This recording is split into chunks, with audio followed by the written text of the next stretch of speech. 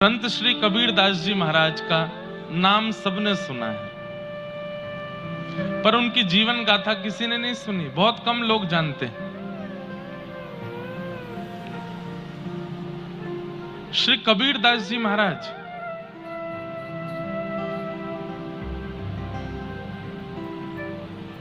माता पिता के गर्भ से जन्म नहीं हुआ उनका। कैसे प्रकट हुए? हमारे भारत के आचार्य परंपरा के एक आचार्य प्रवर परम पूजनीय प्रातस्मरणीय अनंत श्री विभूषित श्री रामानंदाचार्य जी महाराज, जगत गुरु श्री रामानंदाचार्य जी महाराज काशी में निवास करते थे। तो जब वो अपनी कुटिया पे बैठ करके भजन करते थे तो एक ब्राह्मण परिवार का एक व्यक्ति, उसका नियम था रोज पत्र पुष्प तोड़ करके ले जाना, श्री रामानंदाचार्य जी महाराज को प्रदान करना, ताकि वो अपनी सेवा में उसको प्रयोग में ले सकें। सब लोग इधर देखो, ध्यान से सुनो, ध्यान से सुनना। नित्य पुष्प तुलसी जो पूजा की सामग्री होती थी वो चयन करके वो ब्राह्मण देवता जाते और श्री रामानंदाचार्य जी को प्रदान करते। रामानंदाचार्य जी उससे अपनी पूजा अर्चना करते। एक दिन वो ब्राह्मण बहुत अस्वस्थ हो गया, जा नहीं पा रहा था, तो उसने अपनी एक बेटी को कहा कि तुम चले जाओ। दुर्भाग्य से उसकी जो बेटी थी वो बाल विवाह उसका हुआ था और वो बालक अवस्था में ही विधवा हो गई थी, उसके पति नहीं था। पिताजी ने कहा कि बेटी आज पत्र पुष्प तुम दे करके आओ महाराज जी को। वो बालिका निकली। श्री रामानंदाचार्य जी महाराज और भी कई संतों के ऐसे नियम होते हैं कि वो माताएं बहनों से पर्दे में ही मिलते हैं, सन्मुख नहीं मिलते। तो जैसे ही बालिका आई तो एक झीना सा पर्दा लगा हुआ था सामने। उन्होंने तुरंत अंदर से कहा, लाली पत्र पुष्प नीचे से दे दो बाहर। बालिका ने पर्दे के नीचे से पत्र पुष्प दे दिए। अब संतों का नियम होता है कि जब कोई माताएं आती हैं, बहनें आती हैं, तो कुछ ना कुछ प्रसाद जरूर देते हैं। बालक आवे, माताएं आवे, बहन आवे, संत जन कहते हैं रुक जाओ, कुछ लेके जाओ। तो रामानंदाचार्य जी बोले थोड़ी देर बैठो, कुछ प्रसाद देता हूं। अपने ठाकुर जी की आराधना करके ठाकुर जी को निवेदित किए गए जो पुत्र पुष्प थे उन्हीं को लेकर के कहा, बिटिया लाओ अपना पल्लू करो, हम देते हैं प्रसाद। अब उस बालिका ने जब पल्लू किया, पता नहीं रामानंदाचार्य जी के मन में क्या आया, और वो पत्र पुष्प देते हुए कह दिया, पुत्रवान भव।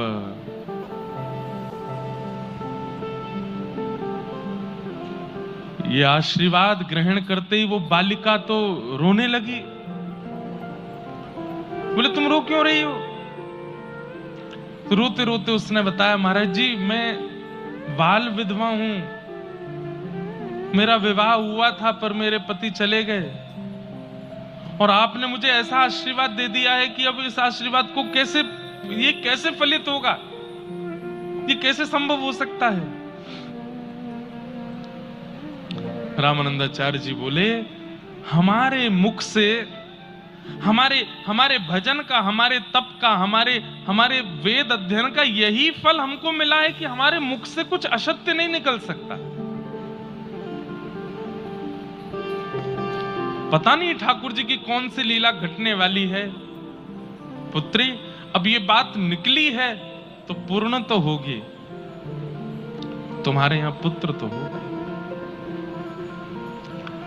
वो बालिका तो रोते हुए वहां से भागी अपने वो पल्लू लेकर के, लेकिन रामानंदाचार्य जी बड़ी चिंता में आ गए। ये रामानंदाचार्य जी कौन है बंधुओं? ध्यान से सुनिएगा। जितने भी आचार्य पधारे पृथ्वी पर, वे कोई ना कोई अवतार ही पधारे हैं। दक्षिण भारत में हमारे श्री भाष्यकार शेषावतार रामानुज स्वामी जी महाराज, जिनकी कृपा से आज तिरुपति बालाजी के दर्शन होते हैं, जिनकी कृपा से पद्मनाभ भगवान के दर्शन, जिनकी कृपा से श्री रंगनाथ भगवान के दर्शन होते हैं, ऐसे रामानुज स्वामी जी किनके अवतार हैं? भगवान के शेषनाग वे ही आचार्य रूप में जीवाचार्य बनकर के पधारे। वे ही त्रेता में लक्ष्मण बने, द्वापर में बलराम बने और कलयुग में श्री रामानुजाचार्य बने। ऐसे ही प्रभु श्री राम, उनको भरतलाल जी का आस्वादन करना था, भरतलाल जी के प्रेम का आस्वादन करना था, इसलिए वे कलिकाल में श्री रामानंदाचार्य जी के रूप में प्रकट हुए। कौन? प्रभु श्री राम। तो रामानंदाचार्य जी बड़ी चिंता में बैठे हैं कि ऐसा आशीर्वाद दिया है, अब ये फलित कैसे होगा।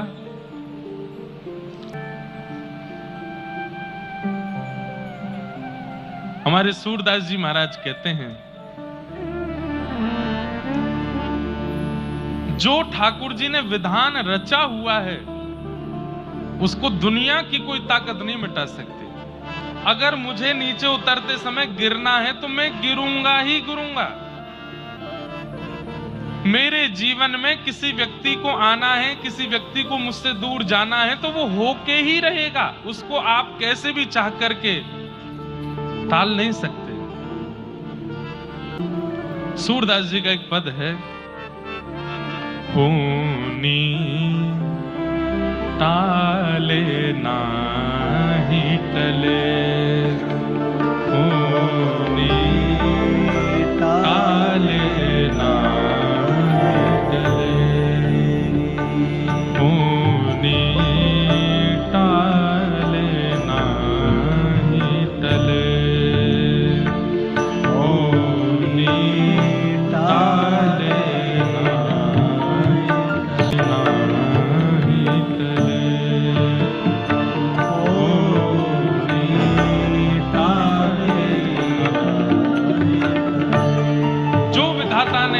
रच दिया है वो होके रहेगा। उसको चाहे कितने भी तंत्र करवा लो, कितने भी मंत्र कर लो, कितने भी आप झाड़ फूंक करवा लो, गंडा बंधवा लो, यहाँ तक अपने हाथों में कुछ नहीं होने वाला। जो होना है वो होके रहेगा, उसको कोई नहीं टाल सकता। होनी टाले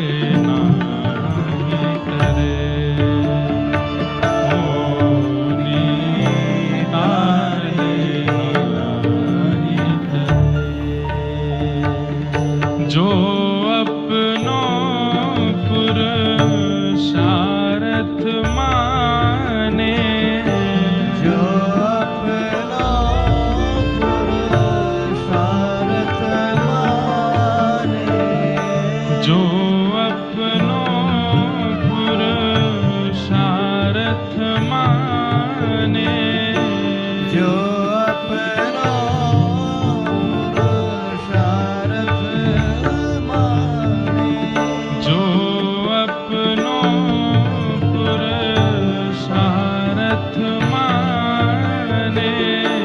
जो अपनों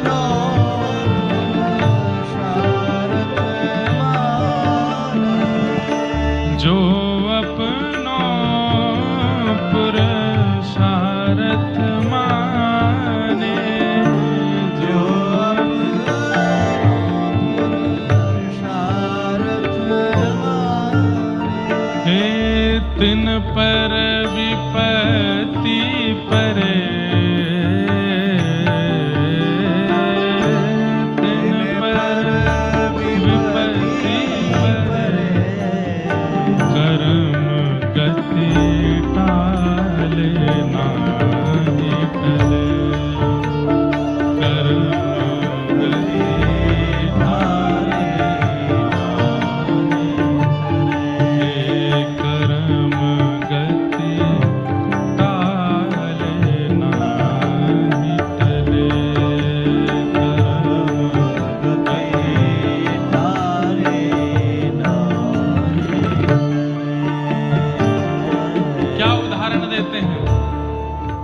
जो होना है वो होके रहेगा। चाहे आपके पास कितना भी बल, कितना भी पराक्रम, कितने भी श्रेष्ठताएं आपके पास क्यों ना हो, जो होना है वो होगा। इसका प्रमाण क्या है? प्रमाण सुनिए। मुनि वशिष्ठ से पंडित ज्ञानी, सृष्टि से पंडित ज्ञानी सिद्ध के लगन धरे, सिद्ध के लगन। अरे वशिष्ठ मुनि ने प्रभु श्री राम और सीता जी की लगन लिखी है। वशिष्ठ ऋषि हैं, वो कोई गली मोहल्ले के छोटे पंडित जी नहीं हैं। हर नक्षत्र को देखना जानते हैं। अरे नक्षत्र देखना जानते हैं, नक्षत्र को बदलना जानते हैं वशिष्ठ मुनि। सब कुछ व्यवस्थित करके राजा जनक जी को और वहां दशरथ जी को लगन पत्रिका दे दी। बोले कि इससे बढ़िया योग बन ही नहीं सकता है। राघव जी के लिए सीता जी और सीता जी के लिए राघव जी, ये दोनों एक दूसरे के पूरक हैं। ऐसी जोड़ी दुनिया में बनेगी नहीं। लगन लिख दी, बोले कर दीजिए ब्याह। हुआ क्या? सीता हरण मरण दशरथ को, सीता हरण मरण दशरथ को, हे सीता हरण मरण दशरथ को,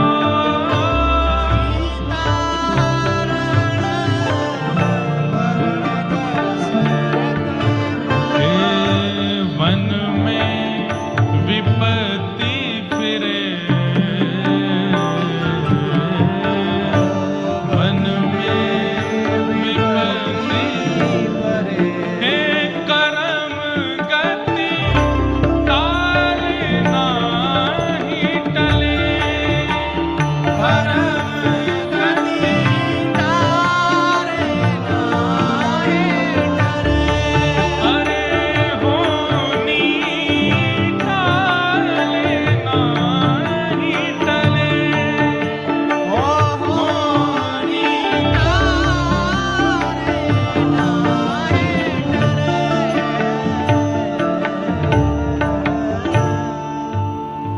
वशिष्ठ जी ने लगन लिखी है, लेकिन ब्याह होने के बाद तुरंत क्या हुआ? दशरथ जी की मृत्यु, राम 14 वर्ष का वनवास और सीता जी का हरण। वशिष्ठ मुनि खुद सिर पकड़ के बैठे हैं कि मैंने तो सब कुछ देख करके किया था, ये कैसे परिवर्तित हो गया सब कुछ? होनी टाले नाही टले। इसलिए भैया पुण्य कर्म कीजिए, हाथों में खूब गंडे पहनिए, मंदिर जाइए, अर्चना कीजिए। सोमवार के दिन शंकर जी के पास, मंगलवार के दिन हनुमान जी के पास, फ्राइडे के दिन गणेश जी के पास, शनिवार को शनि देवता के पास, सब जगह जाओ। पर यह बात याद रखिए, आपके साथ जो होना है वो होगा, होगा और होगा, वो नहीं टलेगा। हाँ, तो फिर हम भजन क्यों करें? तो फिर हम कथा क्यों सुने? तो फिर हम मंदिर जाएं क्यों, जब इनसे कुछ बगड़ना ही नहीं है? दो बातें। पहली बात, निस्वार्थ प्रीति के लिए। कोई कहे कि मैं ठाकुर जी के पास जाऊं क्यों, अगर इनके पास जाने से कुछ होना ही नहीं है। भाई जीवन में विपत्ति जो आ रही है, उससे जूझने के लिए आंख किसने दी? नाक किसने दी? जीव किसने दिए? हाथ किसने दिए? पैर किसने दिए? बुद्धि किसने दी? उन्होंने ही तो दी है। तो उस विपत्ति से लड़ने जूझने का बल जिसने दिया है, सर्वांगीण अंग जिसने दिया है, उसको धन्यवाद कहने के लिए जाओगे तो वो आपके इन अंग प्रत्यंगों को और बलवान बना देगा, ताकि उस विपत्ति से तुम और जूझ सको।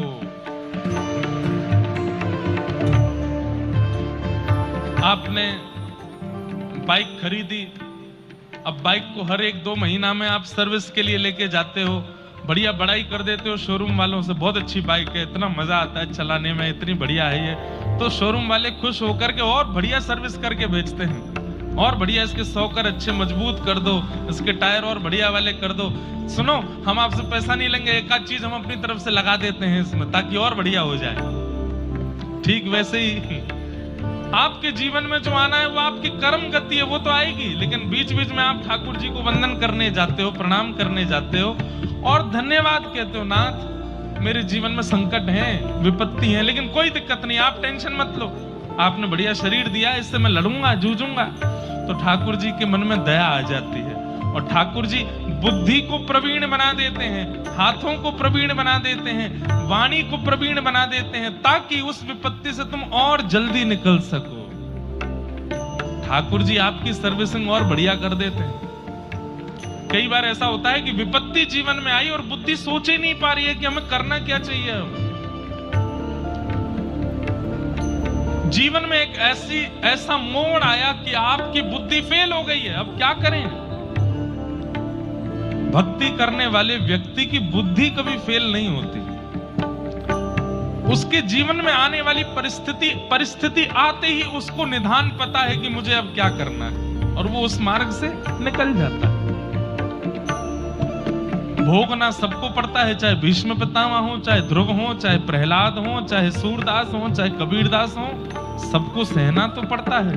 पर सहने में मैं एक बात कहता हूं, भक्ति क्या है? एनेस्थीसिया का इंजेक्शन है। एनेस्थीसिया का इंजेक्शन लगते ही सुन्न हो जाता है। अब डॉक्टर काटो पीटो खून निकले कुछ पता नहीं चलेगा। भक्ति भी एनेस्थीसिया का इंजेक्शन है। एक बार अगर लग गया तो जीवन चाहे जितने खतरनाक मोड़ ले ले, आपको अनुभव नहीं होगा। आप प्रसन्न ही रहने वाले।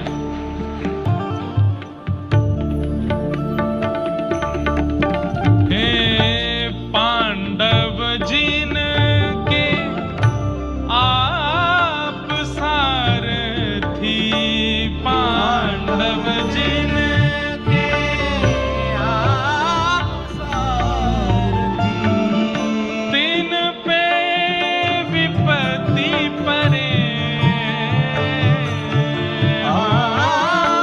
तीन पे विपत्ति परे,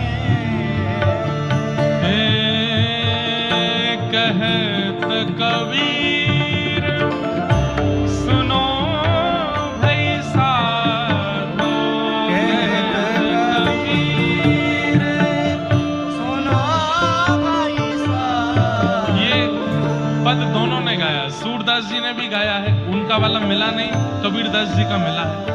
उनके पद में कुछ पंक्तियां अलग हैं, पर दोनों की भावना यही है। क्या कह रहे हैं?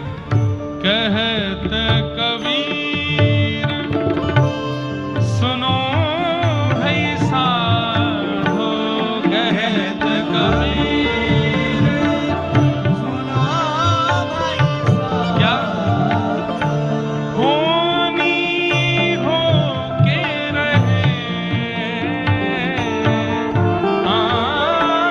होनी हो के रहे, कर्म गति ताले नाही टरे, कर्म गति तारे नाही टरे,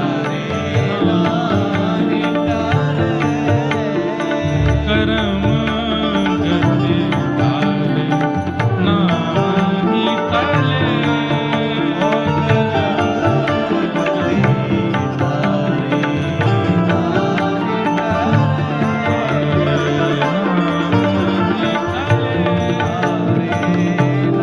टले, नाही टले।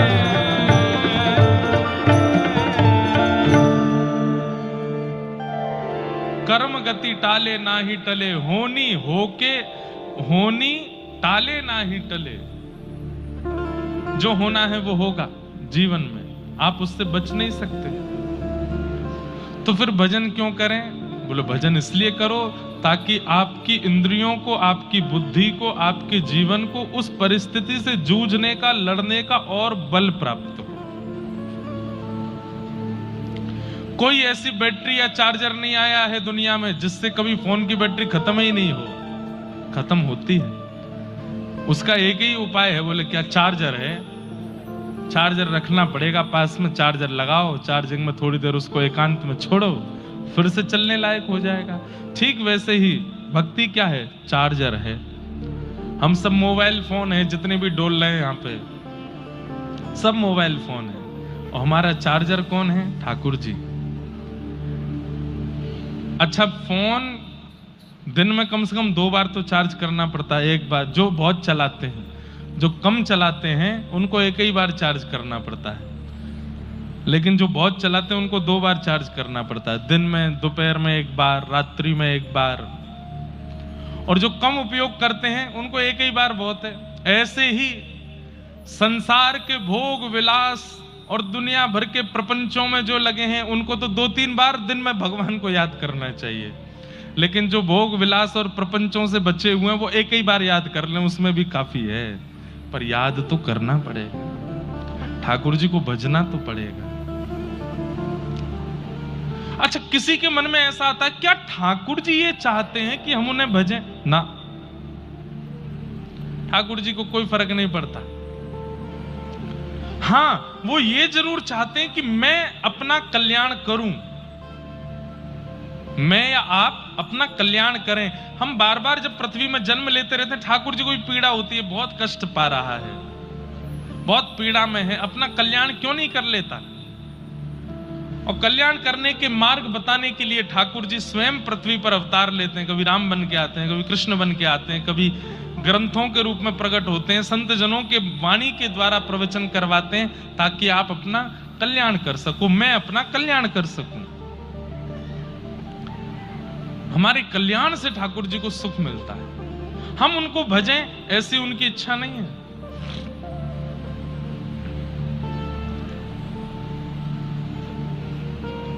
तो रामानंदाचार्य जी ने उस बालिका को पुष्प दे दिए और कह दिया पुत्रवान भव, और वो तो बाल विधवा रोती हुई दौड़ी गई। रामानंदाचार्य जी बोले वाणी निकली है, पूर्ण तो होगी, अब कैसे होगी ये ठाकुर जी जाने। यहां लक्ष्मी नारायण भगवान वैकुंठ में बैठे थे और उनमें आपस में चर्चा हुई कि मानव कल्याण के लिए पृथ्वी पर किसी को भेजना चाहिए, किसको भेजें, कहां भेजें? तो लक्ष्मी जी से कहा आप थोड़ा चयन करके आओ। बंधुओं, एक बात सुनिएगा, बहुत बड़ी बात कह रहे हैं, पते की बात, ध्यान से सुनिएगा। आकाश मार्ग में, वैकुंठ में, साकेत में, गोलोक धाम में जो वैष्णव भक्त जन हैं वो तैयार बैठे रहते हैं कि हम पृथ्वी पर जन्म लेने के लिए कहीं जाएं, पर उन्हें ऐसे पवित्र विचारधारा वाले माता पिता और परिवार दिखाई नहीं दे रहा आजकल कि जहां वो जन्म ले सके। समझ रहे हैं हमारी बात को? घरों से पवित्रता चली गई, विचारों से पवित्रता चली गई, लोगों के जीवन से पवित्रता चली गई। इतने अपवित्र आचरण में लोग, जीव सब आ गए हैं कि अब आचार्य रूप को जन्म लेने की इच्छा तो हो रही है, पर उनको ऐसा पवित्र कुल मिल नहीं रहा है जहां वो जन्म ले सके।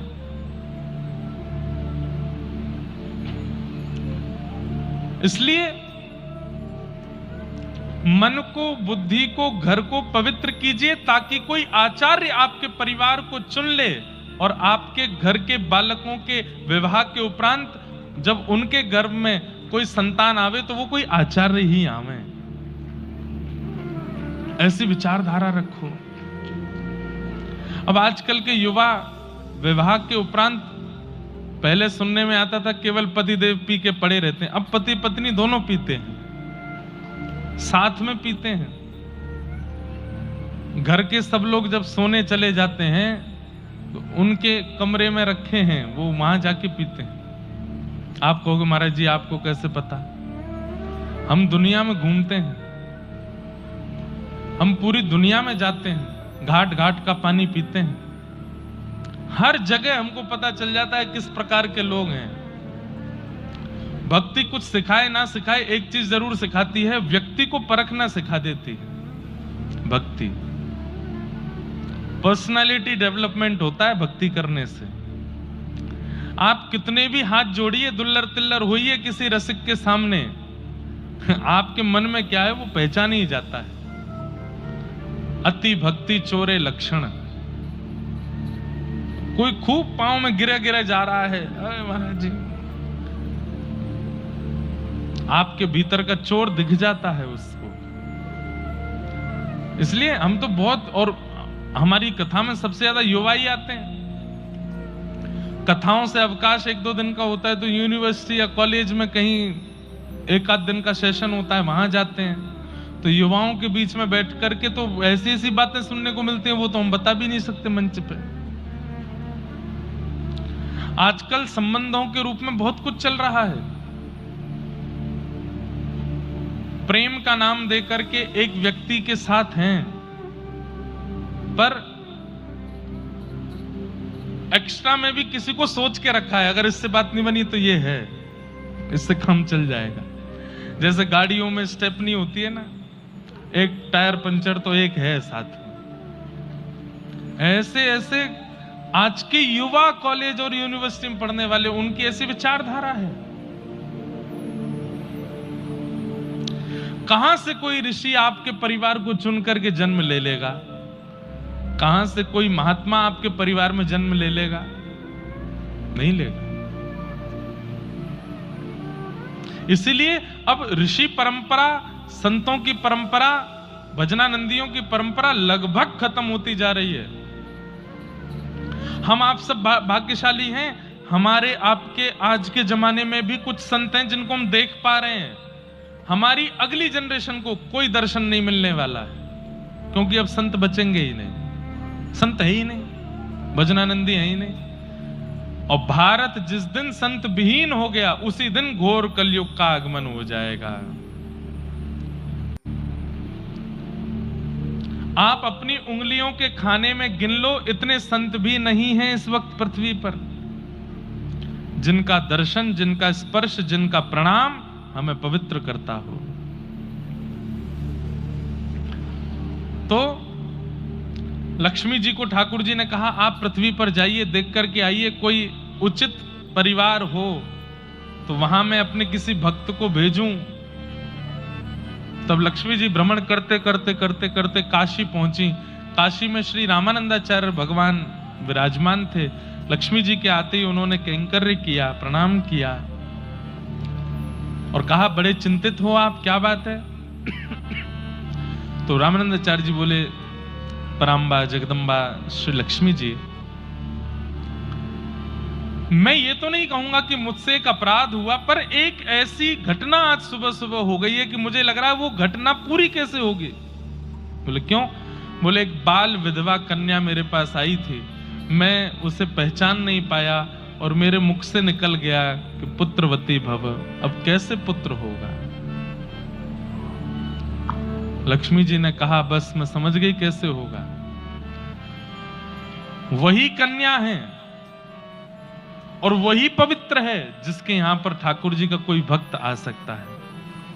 मुझे बताइए किसकी कन्या है? तो रामानंदाचार्य जी ने बताया, वो कन्या है, उसकी कन्या है, ऐसे बस तुरंत लक्ष्मी जी पहुंची वैकुंठ और जाके ठाकुर जी से कहा, मिल गया परिवार, मिल गई एक कन्या जहां पर आप अपने परम भक्त भागवत को भेज सकते हैं। तुरंत ठाकुर जी ने प्रहलाद जी का आवाहन किया और प्रहलाद जी महाराज से कहा, हे श्री भक्त प्रहलाद, अब आपको धराधाम पर जाना है और जाकर के जीवों का कल्याण करना है। तब प्रहलाद जी ही श्री कबीरदास जी के रूप में पृथ्वी पे आए। कैसे आए? वो कन्या जो उसकी झोली में पुष्प पत्र डाल दिए थे, उसको समेट करके घर की ओर जा रही थी, रो रही थी, मैं तो मुंह दिखाने लायक नहीं बची। पिताजी वैसे ही संकोच में रहते हैं कि मेरी पुत्री विधवा हो गई, अब ये संत ने ऐसा आशीर्वाद दे दिया है, इससे तो और ज्यादा कठिन हो गया, अब मैं क्या करूं। इतने में ही क्या हुआ, उसके हाथ में जो पल्लू था वो भारी होने लगा, इतना भारी हो गया, उसने जैसे ही हटा करके देखा तो पत्र पुष्प तो अंतर ध्यान थे, वहां एक छोटा सा बालक आ गए, श्री कबीरदास। अब तो वो कन्या इतनी घबरा गई, बोले अब क्या करूं मैं, ये तो और बुरा हो गया मेरे साथ, मैं किसको बताऊंगी, कैसे बताऊंगी कि ये कहां से मिला बालक। तभी एक सरोवर के किनारे वो कन्या गई और उस बालक को वहीं छोड़ दिया और ठाकुर जी से क्षमा मांगने लगी, मुझे क्षमा कर दें प्रभु, मैं इसको स्वीकार नहीं कर पा रही हूं। सरोवर के किनारे छोड़ करके दया तो आ रही थी, लेकिन लोक लाज, सबसे बड़ा रोग, क्या कहेंगे लोग, किस किस को सत्य बताती घूमूंगी, क्योंकि लोगों को तो उतना ही समझना है जितनी उनकी बुद्धि है। आप कितना भी सत्य बताते रहिए, लोग वो नहीं समझेंगे जो सत्य है, लोग वो समझेंगे जो वो समझना चाहते हैं।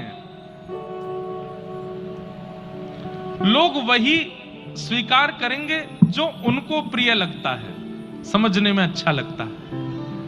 शंकर जी पार्वती जी के साथ नंदी पे बैठ करके जा रहे थे, लोग बोलने लगे बताओ बिल्कुल दया नहीं आ रही है, बेचारे भार बन करके बैठे हैं नंदी के ऊपर। शंकर जी उतर गए, पार्वती जी को भी उतार दिया, बोले लोग बात बना रहे हैं कि हम लोग नंदी पे भार बना, नीचे उतर जाओ। नंदी चल रहा है, अगल बगल में शंकर पार्वती चल रहे हैं, लोग कहने लगे बताओ वाहन है फिर भी पैदल चल रहे, कैसे पागल है। शंकर जी बोले पार्वती जी लोग बात बना रहे हैं, मैं चढ़ जाता हूं, तुम पैदल चलो। एक नीचे चलेगा, एक बैठ के चलेगा तो शायद कम बात बनेंगी। लोग बात बताने लगे, बताइए कैसे पतिदेव में पत्नी को पैदल चलवा रहे, खुद बैठ गए ऊपर। शंकर जी उतर गए, बोले देवी आप बैठ जाओ, लोग बात बना रहे हैं। पार्वती जी बैठ गई, शंकर जी बोले अब ठीक है। लोग बोले जो रुके गुलाम, पत्नी बैठा रखी है, खुद पैदल चल रहे हैं उसके नीचे। शंकर जी को आया गुस्सा, बोले पार्वती नीचे उतरो, नीचे उतरो, और नंदी को अपने सिर पर बैठा लिया, बोले अब चलो। लोग बोले बताओ भलाई का जमाना नहीं रहा है, वाहन के ऊपर बैठना चाहिए, वाहन अपने ऊपर बैठा रखा है। शंकर जी बोले कहां जाए हम, तुम लोग कहीं जीने दोगे कि नहीं। तो भैया ये संसार है, इसको सत्य सुनना प्रिय नहीं है, इसको वो सुनना प्रिय है जिससे चाय गटकने में अच्छा लगे। भाई चाय पे चर्चा भी तो होनी चाहिए, दो लोग चाय पिए तो बीच में बात क्या होगी। तो इसलिए वो बातें रखो जिससे चाय गटकी जा सके। तो आज के लोगों को सत्य सुनना प्रिय नहीं है, आज के लोगों को वो सुनना प्रिय है जिससे उनके मन का मनोरंजन हो जाए। ऐसे हैं लोग। तो कन्या ने विचार किया कि अगर मैं इस बालक को लेकर के गई, मैं कितना भी बोलूंगी कि रामानंदाचार्य जी ने आशीर्वाद देकर के दिया, पत्र पुष्प दिए, और ये अपने आप बालक आ गया, कोई नहीं मानेगा। छोड़ दिया, एक सरोवर के तट पर छोड़ दिया। वो बालक गिरता गिरता गिरता सरोवर में जा गिरा। तभी एक कमल प्रकट हुआ, कमल के ऊपर वो बालक आ गया। सर्पों ने आकर के उस कमल को घेर लिया। तभी काशी का एक कपड़ा बुनने वाला व्यक्ति, जो कि हिंदू नहीं था, मुस्लिम था, उसके पति पत्नी दोनों जा रहे थे। दोनों की यहां संतान नहीं थी, संतान की इच्छा बहुत ज्यादा थी। सरोवर के तट से निकलते समय उन्होंने जैसे ही देखा एक बालक, बोले देखो हमारे ईश्वर ने हमारी सुन ली, भले ही हमारी संतान नहीं हुई लेकिन एक संतान बालक दी है। थोड़ी देर हम प्रतीक्षा करते हैं, अगर इसके माता पिता आ गए तो ठीक, नहीं तो हम इसको लेके चले जाएंगे। प्रतीक्षा की, कोई नहीं आया तो उस बालक को लेकर के वे दोनों दंपति चले गए और उसका नाम कबीर रखा। कबीर ईश्वर के द्वारा जो प्रदत्त है वो कबीर है। बाल्यकाल से ही दिव्य चेष्टा, दूध पान नहीं किया। क्यों नहीं किया? क्योंकि मां को दुग्ध आता नहीं था और घर में भेड़ बकरियां थी। मुसलमान का घर था तो वहां कोई गैया और ये तो थे नहीं, तो उनका भी दूध नहीं पिया, भेड़ बकरियों का भी। मुख खोलते ही नहीं थे, बस नेत्र बंद, मुख बंद, और बस बैठे बैठे बस श्वास चल रही है छोटे से बालक की। माता बड़ी घबराहट में आ गई, बोले ये कुछ खाता पीता नहीं है, इसको कोई नजर गुजर तो नहीं लगी। मौलवी के पास लेकर के गए, मौलवी से जाकर के कहा आप थोड़ा झाड़ फूंक कर दो। मौलवी ने झाड़ फूंक कर दिया, फिर भी खान पान शुरू नहीं हुआ। तो उन्होंने कहा तुमको कहां से मिला बालक? तुम्हारा ही बालक है? बोले नहीं हमारा तो नहीं है, ऐसे ऐसे हमको तो एक सरोवर पे मिला। बोले हो ना हो ये किसी हिंदू का बालक है, और हो ना हो किसी तपस्या से प्रकट हुआ बालक है। इसको पवित्र वस्तु सेवन का शायद अधिकार है। तुम एक काम करो, किसी हिंदू के घर से शुद्ध वेद लक्षणा गौ माता का दुग्ध और उनके भगवान का भोग लगाया हुआ लेके आके पिलाना, इसको पीता है कि नहीं। तो कोई जानकार हिंदू थे, उनके घर जाके कहा कि आप शुद्ध गैया का दूध का भोग लगा के हमको दो। तो हिंदू भी आश्चर्य में पड़ गए, हमारे भगवान का लगा हुआ भोग तुम क्यों पियोगे? बोले कि कुछ काम है जरूरी। तो ठीक है, गैया का दुग्ध उसका भोग लगा करके जब दिया तो दोनों पति पत्नी ने जाकर के जैसे ही कबीरदास जी के सन्मुख पधराया, नेत्र भी खुल गए, आंख प्रसन्न हो गए और तुरंत उस दुग्ध का पान कर लिया। पहली बार दुग्ध पान किया। मतलब आप एक चीज अनुभव करेंगे बंधुओं, ये तो कबीरदास हैं, पर हम सबके घरों में जन्म लेने वाले बालक भी अपने जन्म के कुछ वर्षों तक बड़े शुद्ध और सात्विक होते हैं। जैसे जब तक अन्नप्राशन नहीं होता तब तक बालक पयोव्रती होता है। पयोव्रती मतलब दूध पी करके रहने वाला, पयोव्रती होता है। उसके बाद हम उसको अन्न देना प्रारंभ कर भी देते हैं तो भी 5 साल 6 साल तक उस बालक का रुझान धार्मिक ही होता है। घर में कितना भी कुछ आप गाना चला दो, संगीत चला दो, कुछ भी चला दो, ठीक है, उसकी तरफ वो देखेगा जरूर, लेकिन आप मंदिर में घंटी बजाओ तो बालक के अलग ही कान खड़े होते हैं। दादी दादाजी मंदिर में पूजा करने जाते हैं तो वो बालक का रुझान उनके संग ही होता है, मंदिर जाने का होता है, मंदिर में बैठने का होता है, ठाकुर जी की आराधना देखने का होता है। लेकिन जैसे ही बालक 6-7 वर्ष का होता है फिर उसका रुझान खत्म होने लगता है। क्यों? उसका नहीं खत्म होता रुझान, हम खत्म करवाते हैं। मां खिचड़ी खिला रही है, नहीं खा रहा, टीवी चलाओ और टीवी पे गाने चला दिए, उल्टे सीधे गाने चल रहे हैं, उनको देख करके बालक खिचड़ी खा रहा है। बालक छोटे बच्चों के साथ खेलने लगता है, हम उसको समझाते हैं उसके बेटे के साथ नहीं खेलना, वो ऐसा है, वो गंदा है, वो गंदा बच्चा है। वो नहीं जानता गंदा बच्चा किसको कहते हैं, हम उसको बता देते हैं कि इसको गंदा बच्चा कहते हैं, इसको अच्छा बच्चा कहते हैं, ये अच्छी आंटी हैं, ये बुरी आंटी हैं। उसके मन में विकार थे ही नहीं, किसने डाल दिए? हमने डाले।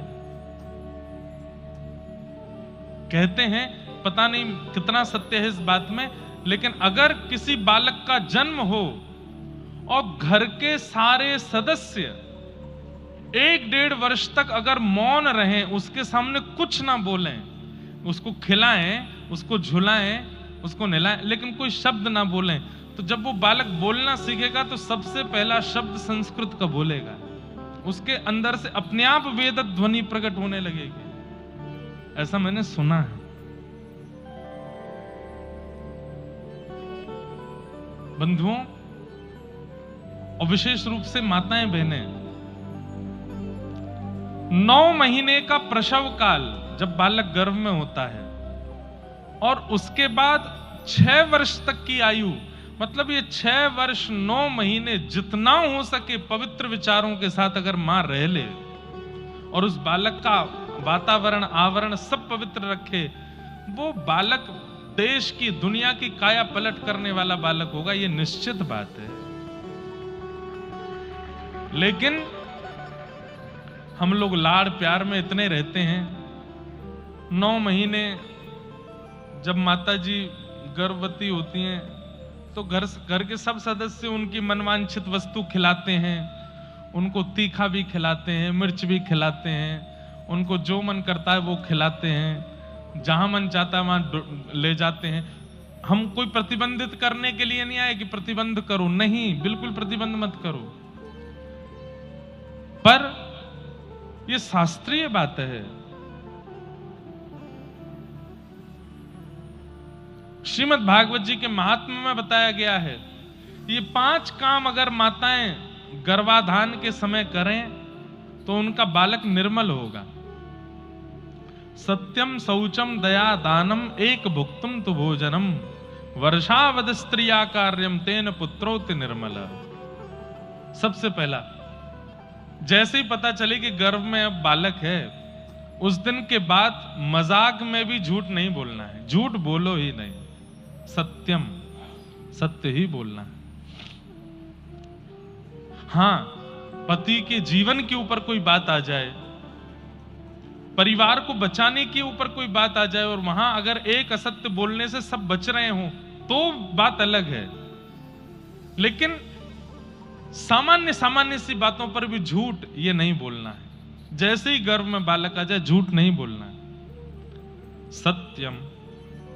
दूसरी बात शौचम, गर्भ में बालक आने के बाद जितना पवित्र हो सके उतना पवित्र रहने का प्रयास करे। स्नान करके जिस स्थान पर बैठे उसको भी पवित्र रखे, पवित्र नए वस्त्र ही पहने, पुराने वस्त्र ना पहने, क्योंकि बाह्य पवित्रता जब होती है तभी मन भी पवित्र होता है, और मन पवित्र होगा तो बालक पर उसकी पवित्रता का असर जाएगा। तो सत्यम शौचम। और तीसरा, रोज सुबह उठ करके स्नान ध्यान करके पूजा पाठ बाद में करे, पहले दान करे, अन्न दान करे, वस्त्र दान करे, बहु वस्तु दान करे, रोज दान करे। जब तक बालक का जन्म ना हो माताजी रोज दान करें। हम कह रहे हैं 1 रुपया भी जाए लेकिन जाना उनके हाथ से चाहिए, दान के रूप में। सत्यम शौचम दया दानम। और दया, चौथी चीज क्या? दया करे। कोई अगर कड़वा बोल भी जाए तो उसको भी क्षमा कर दे, बोले क्षमा है, कोई बात नहीं, मेरे लिए तुम प्रायोरिटी नहीं हो, अभी गर्भ में जो है उसको सुधारना है। दया करे, सब पर दया, क्रोध नहीं, आक्रोश नहीं। और कई लोग होते हैं वो क्रोध नहीं रोक पाते अपना, ऐसी माताजी डायरी रखें, किसने आपके साथ कब क्या किया उसमें लिख दो, बोले 9 महीना बाद बताऊंगी तुझे तो अभी क्रोध नहीं करूंगी। उस समय क्रोध नहीं करना है, और उस समय तुरंत लंबी लंबी सांस लो, जिससे आपको अच्छा लगता है वो अच्छा लगने वाला का क्रोध नहीं आना चाहिए। सबसे ज्यादा गर्भ के बालक की बुद्धि को विकृत यदि कोई करता है तो वो मां का क्रोध। जब गर्भ में बालक होता है उस समय क्रोध ना आवे। सत्यम शौचम दया दानम। और 5वां थोड़ा कठिन है, लेकिन डॉक्टर से प्रिस्क्रिप्शन लिखवा करके घर के बड़े लोगों की आज्ञा लेकर के अगर ये 5वां भी हो सके तो करना चाहिए। एक भुक्तम तो भोजनम, बहु व्यंजन एक ही बार पावे दिन में, बाकी ज्यादा से ज्यादा सात्विक आहार, पौष्टिक आहार और फल का सेवन करे। मतलब रोटी सब्जी दाल चावल जो ये विकार उत्पन्न करने वाली सामग्री हैं ये एक ही बार पावे। इसके अलावा जो पाने की सामग्री रहे दिन भर में पौष्टिक हो। डाइटिशियन से पूछ के, डॉक्टर से पूछ के, अन्न सेवन ज्यादा ना हो। और डॉक्टर कह दे कि नहीं नहीं खाना ही पड़ेगा तो फिर कोई बात नहीं है, नहीं तो एक भुक्तुम तो भोजनम। अगर किसी माता जी ने 9 महीने तक इन नियमों का पालन कर लिया तो भागवत जी के महात्मा में कहते हैं तेन पुत्रोत निर्मल, उनका पुत्र और उनकी पुत्री सामान्य नहीं होगी। बंधुओं देखो, लोक प्रसिद्धि होना सामान्य बात है, जग प्रसिद्धि होना सामान्य बात है, लेकिन संतों में और ठाकुर जी के भाव में तुम्हारी प्रसिद्धि होना यह विशेष बात है। कौन जानता है आपको? बोले मुझको इतने लोग जानते हैं, मेरे इतने फॉलोअर्स हैं, मुझे राष्ट्रपति जानते हैं, प्रधानमंत्री जानते हैं, मुख्यमंत्री जानते हैं। ठाकुर जी जानते हैं तुमको? नहीं जानते, ठाकुर जी नहीं जानते। उनमें प्रसिद्ध होना यह विशेष बात है। कोई जाने ना जाने, ठाकुर जी जानते हैं तो सब काम बढ़िया है। आज कबीर दास हैं, दुनिया के प्रधानमंत्री आएंगे चले जाएंगे, राष्ट्रपति आएंगे चले जाएंगे, मुख्यमंत्री आएंगे चले जाएंगे, लोग उद्योगपति आएंगे चले जाएंगे, कभी कोई देश बड़ा बनेगा, कभी कोई देश छोटा बनेगा, लेकिन कबीर दास की गाथा चलती ही रहेगी। मीराबाई के चरित्र चलते ही रहेंगे दुनिया में। सूरदास जी के चरित्रों को कोई रोक नहीं सकता। ये 1000 साल बाद भी गाए जाएंगे। क्यों? क्योंकि ये ठाकुर जी के लोक में प्रसिद्ध हैं। ये ठाकुर जी में इनकी प्रसिद्धि है। आप कहोगे महाराज जी आजकल मॉडर्न जमाना है, आजकल लोग इतना भक्तों को नहीं जानते। हम एक नाम बोलेंगे, हो ही नहीं सकता कि कोई जानता ना हो। स्वामी विवेकानंद, कौन नहीं जानता उनको? वो फिलोसफर बाद में हैं, बुद्धिमान बाद में हैं, वो भक्त पहले हैं। स्वामी विवेकानंद, रामकृष्ण परमहंस, कौन नहीं जानता उनको? सब जानते हैं। अगर कल लगा मुझको तो स्वामी विवेकानंद जी का भी चरित्र सुनाएंगे, कैसे वो भक्त थे, कैसे, क्योंकि आज के युवाओं को बहुत प्रेरणा मिलती है स्वामी जी के भाव से। तो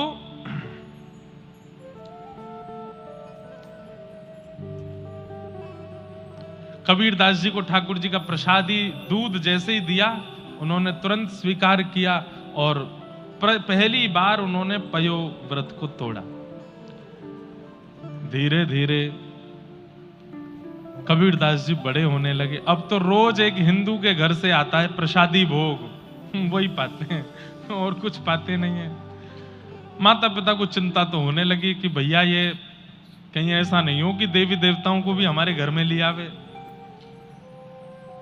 तब पति पत्नी समझाते, ठीक है भगवान ने संतान नहीं दी थी, उससे अच्छा हो तो गई, एक संतान तो है, थोड़ा बड़ा होगा इसको भी सिलना बुलना सिखा देंगे, हमारी तरह काम धंधा करेगा, सब बढ़िया चलेगा। कबीरदास जी बड़े हुए थोड़े से, तो जैसे हमारे यहां पर अन्नप्राशन संस्कार होता है, हमारे यहां पर मुंडन संस्कार होता है, हमारे यहां पर नामकरण संस्कार होता है, फिर उसके बाद कर्ण छेदन संस्कार होता है, उसके बाद यज्ञोपवीत संस्कार होते हैं। ये सारे संस्कार बच्चों के होते हैं। ऐसे अन्य वर्ग विशेष वालों के यहां भी संस्कार होते हैं। संस्कार तो नहीं कहेंगे, पता नहीं क्या ही होता है वो। तो एक उनके यहां की पद्धति से कुछ होना था, और वो जब तक नहीं होता तब तक उसको पूर्ण मुसलमान नहीं मानते। तो वो करवाने के लिए किसी मौलवी जी को बुलवाया, बोले कि आप कर दीजिए। तो कहते हैं सैकड़ों मौलवी आ गए, सैकड़ों बड़े बड़े पीर आ गए, लेकिन दूसरों की पीड़ा दूर करने वाले, बुखार दूर करने वाले जैसे ही कबीरदास जी के घर में प्रवेश करते, तो प्रवेश करते ही उनको इतना तीव्र बुखार चढ़ता, नाचने लगते महाराज। उनका सिर इतना भारी हो जाता, चीखने चिल्लाने लगते, अरे तुम्हारे घर में कुछ है जिसके कारण हमारी बुद्धि भ्रष्ट हो जाती है, बुखार चढ़ जाता है। सब भाग जाते हैं वहां से। बड़े बड़े लोग आए, लेकिन महाराज कबीरदास जी को स्पर्श नहीं कर पाए। तब एक बहुत बड़े मौलवी जी थे, वो हिंदुओं की भी खूब पहचान करते थे। उनके पास जाकर के पूछा, बोले क्या हो रहा है, हमारे घर में कोई आकर के ये क्रिया कर क्यों नहीं पा रहा है? बोले मैं आता हूं। तभी उन्होंने आकर के देखा, बोले अरे घर से बाहर आके बात करो, सब लोग सावधानी से सुनो। तो उनके पिताजी बाहर गए, बाहर जाके बोले क्या हुआ? बोले तुम्हारा बालक किसी बानर की गोद में बैठा है, और वो बानर हाथ में एक बड़ी सी गदा लेकर के बैठा है। जैसे ही हम भीतर गए तो हमको दिखाने लगा ऐसे, और दूर भगाने लगा। वो किसी बानर की गोद में बैठा है। बोले कौन बानर है? बोले कि हिंदुओं का एक देवता है हनुमान जी, ही उनकी गोद में बैठे हैं, वो तुम्हारे बालक की रक्षा कर रहे हैं। भैया सुनो हमारी बात। बोले क्या? बोले काटा पीटी करके इसको कोई और मत बनाओ, ये जो है इसको वही रहने दो। इसको ठाकुर जी ने बना के भेजा है, ये परमात्मा ईश्वर ने इसको बना के भेजा है, इसे और कुछ करके तुम इसको कुछ करने का प्रयास मत करो, ये जो है इनको वही रहने दो। माता पिता बोले ठीक है। कबीरदास जी धीरे धीरे थोड़े बड़े हो गए, अपने घर में रहते और कभी कभी ध्यान लगाने के लिए बैठ जाते। एक दिन माताजी चक्की पीस रही थी, उसमें गेहूं डाल रही थी। कबीरदास जी आए और आकर के बोले, मां ये तुम इतने सारे गेहूं अंदर डालती हो, सब कहां चले जाते हैं? तो मां ने बताया, ये सब पिस करके बाहर आ जाते हैं।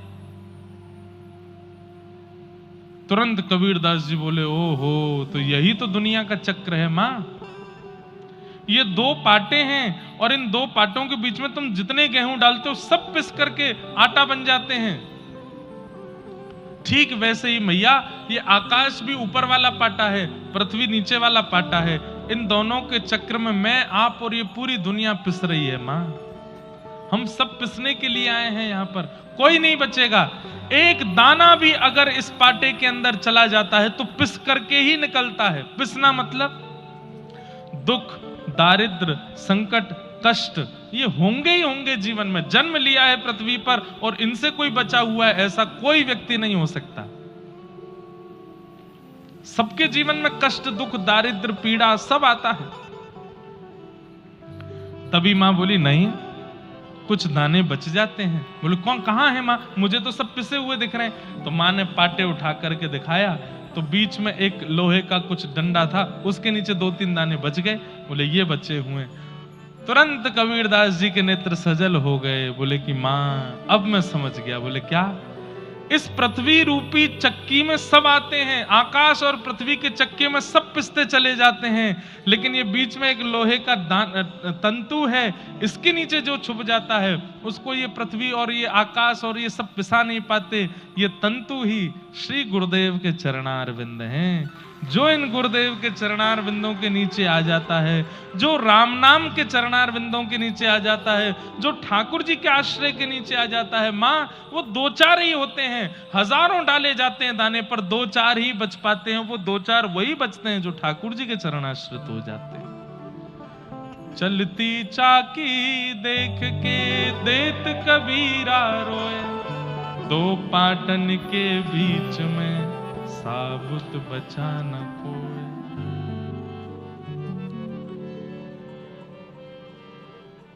इन 2 पाटों के बीच में कोई नहीं बचा, केवल बचा तो वो जो ठाकुर जी के चरणार बिंदों में है,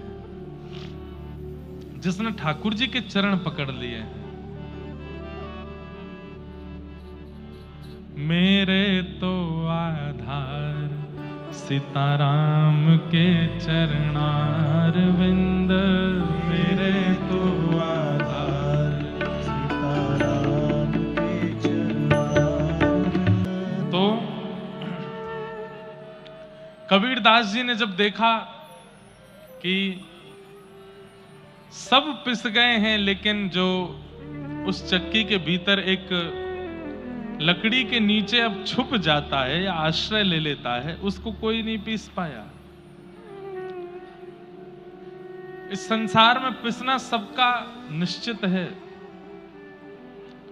सबको पिसना पड़ेगा, लेकिन गुरुदेव और ठाकुर जी का आश्रय जो व्यक्ति ले लेता है, वो चक्की के अंदर आता है लेकिन पिस नहीं पाता है। चक्की के अंदर पिसने का अभिप्राय क्या है, तात्पर्य क्या है? पूर्ण रूपेण इस संसार के बंधनों में बंध जाना ही चक्की में पिसना है। अब देखो, एक बात आपको बहुत पते की बता रहे हैं, इधर देखो सब लोग ध्यान से सुनो। कई लोग कथा में बैठे हैं, वो लोग जब कथा के भाव सुनते हैं तो उनके मन में आता है कि ये महाराज जी 25 साल पहले क्यों नहीं आए हमारे जीवन में। 25 साल पहले हमने ये बातें सुन ली होती तो फिर बहुत कुछ सुधर गया होता। अब तो हमने ये भी बंधन कर लिया, अब तो हमने वो भी बंधन कर लिया, इतना कुछ बिगाड़ लिया, अब तो कुछ समझ ही नहीं पा रहा है। इसका मतलब क्या है? जिनके मन में ये भाव आता है ना कि यार 25 साल पहले हो जाता तो बढ़िया रहता, तब थोड़े समझ जाते हम, हमें कोई इतनी बातें बता देता, इतना समझा देता, इतना व्यवस्थित कर देता, तो हम शायद इतने बिगड़ ना पाते। पर वास्तविकता यह है, जो ऐसा सोच रहे हैं वो पिस चुके हैं, अब कोई चारा नहीं है, अब पिस गए आप। पर जितने युवा भाई बहन बैठे हैं कथा में,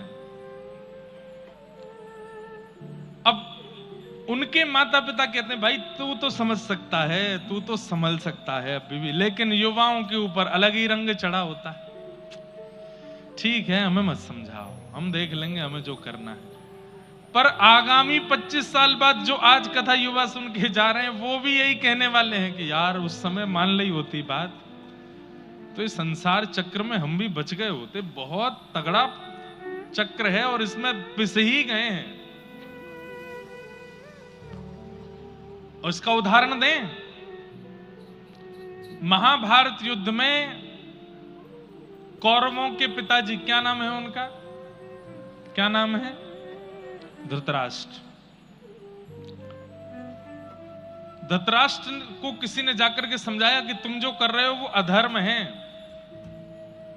तो धृतराष्ट्र क्या उत्तर देते हैं कि जानामि धर्मम न च मे प्रवृत्ति, जानाम्य धर्मम न च मे निवृत्ति। मैं जानता हूं कि धर्म क्या है और मैं जानता हूं कि अधर्म क्या है, पर जानते हुए भी कि ये धर्म है, मैं पता नहीं क्यों कर नहीं पा रहा हूं, और जानते हुए कि जो कर रहा हूं वो अधर्म है, उसको छोड़ नहीं पा रहा हूं। और अब बहुत देर हो चुकी है, अब मैं इस चक्र से निकल नहीं पाऊंगा, अब तो नाश होकर के ही मेरा कल्याण होगा। इसका मतलब क्या है? वो जानते थे कि अब मैं फंस गया हूं इस संसार चक्र में, अब तो पिस करके ही निकल पाऊंगा बाहर।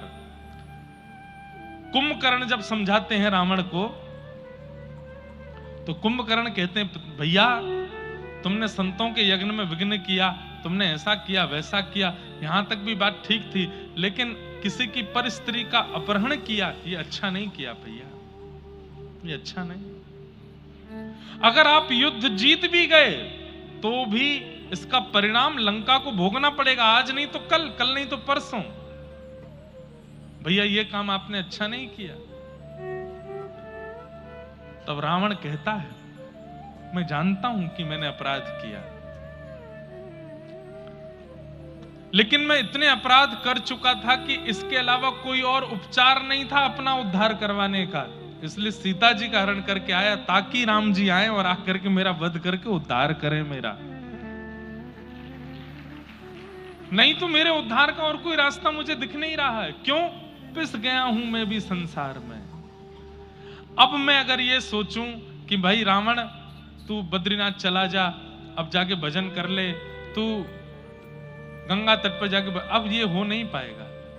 अब तो एक ही उपचार है कि मैं इतना क्रूर हो जाऊं कि ठाकुर जी को आना पड़े मेरा वध करने। तो कई लोग ऐसे हैं जिनकी आयु निकल गई हाथ से, 40, 50, 55, 60 के हो गए। कभी कभी कथा सुन के बड़े दुखी हो जाते हैं। क्यों? महाराज जी 25 साल पहले हमको किसी ने नहीं बताई ये बातें, नहीं तो हम समझ जाते। 30 साल पहले कथा सुन ली होती तो शायद हमारा जीवन परिवर्तित हो चुका होता। अब करके क्या फायदा? अब तो घर में आग लग चुकी है, अब तो घर में आग लग चुकी है, अब कुआं खोद करके क्या फायदा? अब तो फायर ब्रिगेड बुलानी पड़ेगी। और फायर ब्रिगेड बुलाकर, फायर ब्रिगेड क्या है भाई? घर में आग लगनी शुरू हो जाए और घर में कुआं ऑलरेडी है तो बुझाया जा सकता है, लेकिन घर में आग लगनी शुरू हुई, तुम कुआं खोदना शुरू करो तो जल के राख होगा वो। तब तो फायर ब्रिगेड ही बुलानी पड़ेगी। वो क्या है? अंतराम कहीं आवत नहीं। अब तो उम्र निकल गई भैया, अब बदल नहीं सकते। अब तो एक ही प्रयास करो कि अंतिम श्वास में राम नाम निकल जाए मुख से, अंतिम क्षण में भगवान नाम, अंते नारायण स्मृति, वही आपका उद्धार कर पाएगा। पर युवाओं के पास, बालकों के पास अब भी समय है, वे सुधर जाएं, अपने विचारों को, अपनी क्रियाओं को, अपनी मनस्थिति को पवित्र कर लें, अपने आहार विहार आचरण को शुद्ध कर लें। मैं ऐसा नहीं कहता कि वो कॉलेज के फंक्शन, यूनिवर्सिटी के जो बड़े बड़े फेस्ट होते हैं उनमें जाओ, बाहर से सबको ऐसे दिखाओ कि भाई तुमसे ज्यादा संसारी कोई नहीं, पर अंदर से परम वैष्णव रहो, परम भक्त रहो, शुद्ध आचरण, शुद्ध बुद्धि का पालन करो।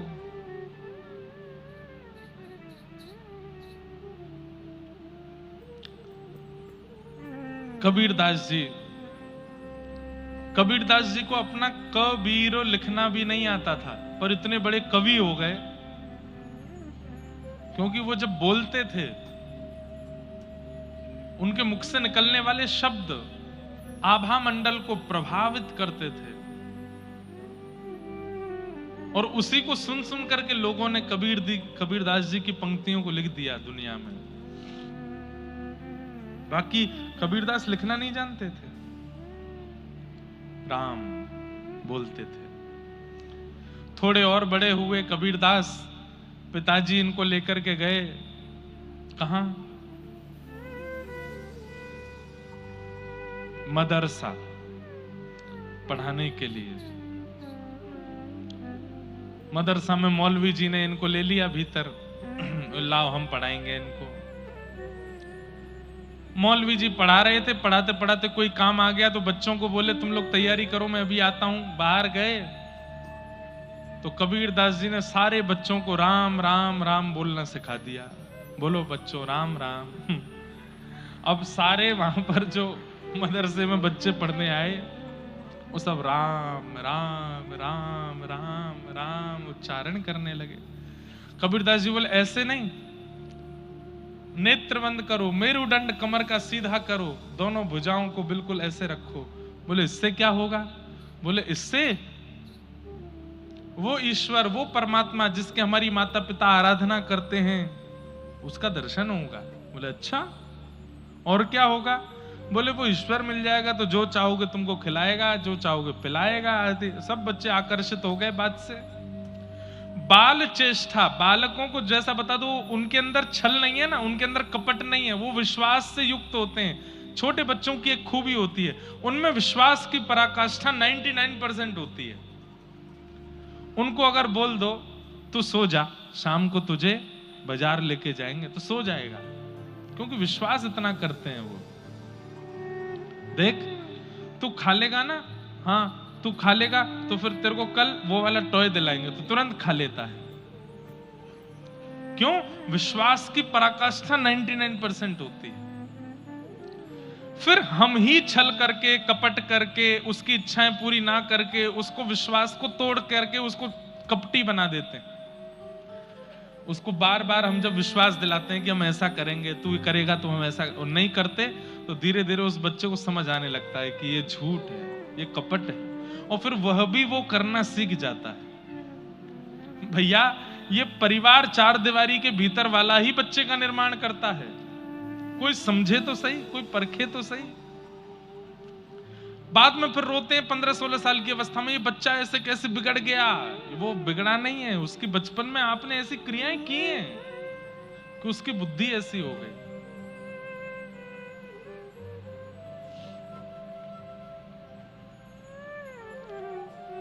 बाल चेष्टा, छोटे बालक जब समझने वाले होने लगते हैं ना, 1, 2, 4 वर्ष के, उस समय जितना हो सके आध्यात्मिक चर्चाएं उनके सामने करो, ठाकुर जी की चर्चाएं सुनाओ। अरे कहीं और घूमने जाना ही नहीं है, वहां जाना है जहां संत विराजमान है, वहां बच्चों को घुमाने लेकर के जाओ।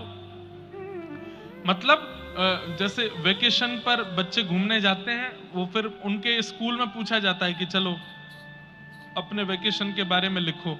कोई मनाली के बारे में लिखता है, कोई पांडिचेरी के बारे में लिखता है, कोई साउथ के किसी बीच के बारे में लिखता है। आपके बच्चे वृंदावन के बारे में लिखें, आपके बच्चे नाथद्वार के बारे में लिखें, द्वारिका के बारे में लिखें, जगन्नाथपुरी के बारे में लिखें, तिरुपति वेंकटेश के बारे में लिखें, और या फिर जहां संत विराजमान है वहां के बारे में लिखें कि हम अपने वेकेशन में यहाँ गए थे, वहां हमने संतों को भोजन कराया, वहां की गौशाला बड़ी पवित्र थी, गायों का रोज सुबह शाम दूध काढ़ा जाता था। वे गैया, एक गाय का मैंने नाम रख दिया था माधवी, उसके बालक का नाम मैंने कृष्ण गोपाल रख दिया था।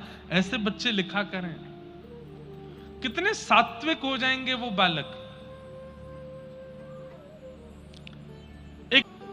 कबीरदास जी ने जाकर के सारे बालकों को राम राम सिखा दिया। थोड़ी देर बाद मौलवी जी आए, आकर के बोले, हाँ जी सब बालकों, जो तालीम हमने तुमको दी सुनाओ। सब बालक बोले, राम राम राम राम राम राम राम राम, जय सिया राम, जय श्री राम, जय सिया राम। उछल उछल के नाचने लगे, कीर्तन करने लगे। मौलवी जी तो अपनी टोपी पकड़े, दाढ़ी खींचे, ये क्या हो रहा है? पूरे मदरसे में महाराज हल्ला मच गया। कौन सिखा करके गया तुमको ये काफिरों के भगवान का नाम क्यों बोल रहे हो? बोले इसने सिखाया। बोले किसने? पहला दिन है विद्यालय में। कौन है? बोले कबीर। कबीरदास जी के पिताजी लेने के लिए आए। मौलवी जी पहले ही बाहर ही खड़े थे कबीर का हाथ पकड़ के। पिताजी बोले क्या बात है आप? बोले इसको ले जाओ, जीवन में कभी मत भेजना यहाँ पे, इसको पढ़ाना ही नहीं है हमको, हम पढ़ा ही नहीं सकते, हम तुम्हारे हाथ जोड़ रहे हैं, इसको लेके जाओ यहाँ से। बोले इसने किया क्या? बोले ये खुद सीखने आया, ये पहले दिन में इसने पूरे मदरसे में सबको राम राम सिखा दिया। एक दिन में जब इतना कर सकता है तो ये एक आध साल पढ़ लिया यहाँ पे, तो ये तो यहाँ भीतर से सब भगवाधारी बना के निकालेगा। इसको लेके जाओ यहां से। पिताजी नाराज हो गए कबीरदास पर।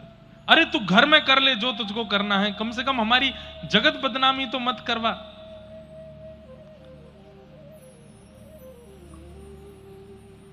घर में आके मां ने समझाया, खूब डांटा। बोले क्यों करता है तू? तुझे क्यों नहीं समझ में आता? ये अच्छी बात नहीं है जो तू कर रहा है। कबीरदास के नेत्रों में आंसू आ गए। बोले कि आप दोनों मेरी एक बात सुन लीजिए, मैं इसके बाद स्पष्टीकरण नहीं दूंगा। क्या?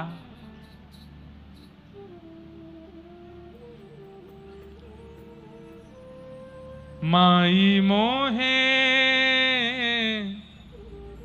एक राम सो काम, माई मोहे एक राम सो काम। झूठो है सारा जग कितना झूठा है सारा जग कितना, झूठा है सारा जग कितना, झूठा है सारा जग कितना। यहाँ नहीं है कोई अपना, यहाँ नहीं है कोई अपना। माई मेरे एक राम सो काम, माई मेरे एक राम सो काम। जब कबीरदास से बोलने लगे, खड़ी खड़ी इनकी मां रोने लगी और वो बात मुख से निकलने लगी जो कभी कोई मां अपने बालक के लिए नहीं सोच सकती। क्या? ये दो अक्षर तेरे मुख से निकलते हैं तो मेरे मन में आता कबीर कि तू मर क्यों नहीं जाता, तू जीवित क्यों है? ऐसा बालक क्यों है हमारे घर में जो ऐसी बात करता है? थाड़ी रोए कबीर की मैया, थाड़ी रोए कबीर की मैया, थाड़ी रोए कबीर की मैया, थाड़ी रोए कबीर की मैया। और क्या कहे? ए लड़का क्यों जीवे खुदैया, ये लड़का क्यों जीवे खुदैया। अरे ये जीता क्यों है? इसके प्राण क्यों नहीं चले जाते? इसके बचपन से अब तक सब ऐसे कारनामे करता है, राम बचता है। इसके पास कोई मौलवी आने में डरते हैं, क्यों? कहते हैं कोई बानर की गोद में बैठता है। अरे कुछ भी खाता पीता नहीं है, हिंदुओं के घर से उनके देवताओं को भोग लगा करके लाओ, वो खाता है, वही पीता है।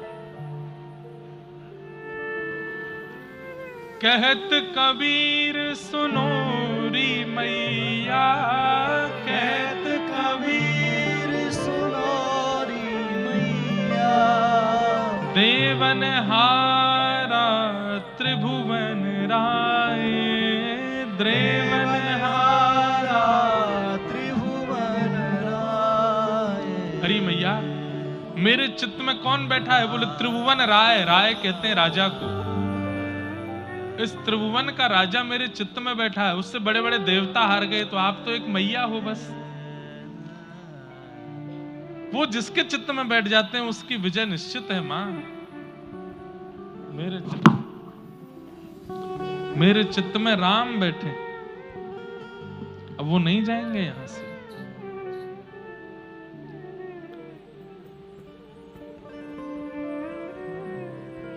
राम। ऐसे श्री कबीरदास बाल्यकाल में ही ठाकुर जी के हो गए। क्यों? क्योंकि ठाकुर जी ने ही भेजा है। अच्छा, सूरदास जी के पद, मीराबाई के पद, अन्य अन्य भक्तों के पदों में आपको लीलाओं के दर्शन होंगे। ठाकुर जी की लीला, ठाकुर जी के रस का आस्वादन होगा। पर कबीरदास जी के पदों में केवल डांट फटकार है। सबको सिखाने के लिए आए हैं कबीरदास। ठाकुर जी ने इनको केवल शिक्षा देने के लिए भेजा, दुनिया को सिखा के आओ। इसलिए कबीरदास जी के पदों में ज्यादा रस, ज्यादा लीला, ज्यादा भाव, ये सब नहीं है। एक कबीरदास जी का बहुत अच्छा पद है, सुनाऊं। हाँ, ये डर लागे और हंसी आवे, अजब जमाना आया रे। डर लागे और हंसी आवे, अजब जमाना आया रे। कबीरदास, अब मुझे संतों नहीं पता कितने साल हो गए उनको, पर 500 के आसपास वर्ष हो गए होंगे कबीरदास को पृथ्वी पर आए हुए, और पुराने हो गए होंगे। लेकिन इतने साल पहले कबीरदास जी जो लिख करके गए वो आज भी हो रहा है दुनिया में। सब लोग मेरे पीछे गाना। डर लागे और हंसी आवे, अजब जमाना आया रे। डर लागे और हंसी आवे, अजब जमाना आया रे। ओ डर लागे और हंसी आवे, अजब जमाना आया रे। डर लागे और हंसी आवे, अजब जमाना आया रे। धन दौलत ले माल खजाना, धन दौलत ले माल खजाना, वैश्या नाच नचाया रे। वैश्या नाच नचाया रे। और मुट्ठी भर अन्न साधु मांगे, मुट्ठी भर अन्न साधु मांगे, कहे लाज नहीं आया रे।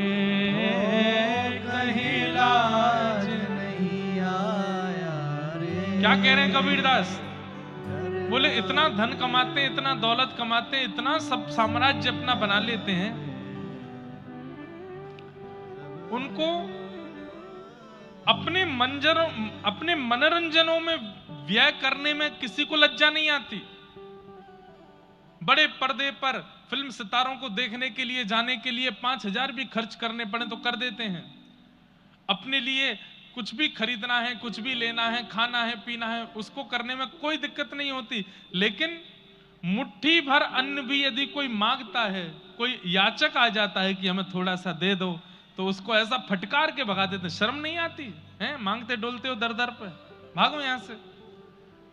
बोले अपने सुख के लिए दुनिया भर में कुछ भी करने पर, धन व्यर्थ करने में लोगों को शर्म नहीं आती। और अगर कोई याचक आ जाए तो उसको समझाते हैं कि अरे हाथ पैर दिए भगवान ने, कर्म करो, कमा के खाओ, मांगते क्या डोलते हो। दान नहीं करते हैं, पुण्य नहीं करते हैं, केवल और केवल अपने ऊपर। देखो एक बात कहें आपको, जो व्यक्ति खूब दान करे, खूब पुण्य करे, खूब परोपकार करे, उसको अधिकार है अपने ऊपर भी खूब खर्च करे। लेकिन बिना दान पुण्य किए अगर केवल अपने ऊपर व्यय करता रहता है, ऐसे व्यक्ति की फिर एक समय आने पर बुद्धि विकृत होने लगती है। डर लागे और हंसी आवे, अजब जमाना आया रे।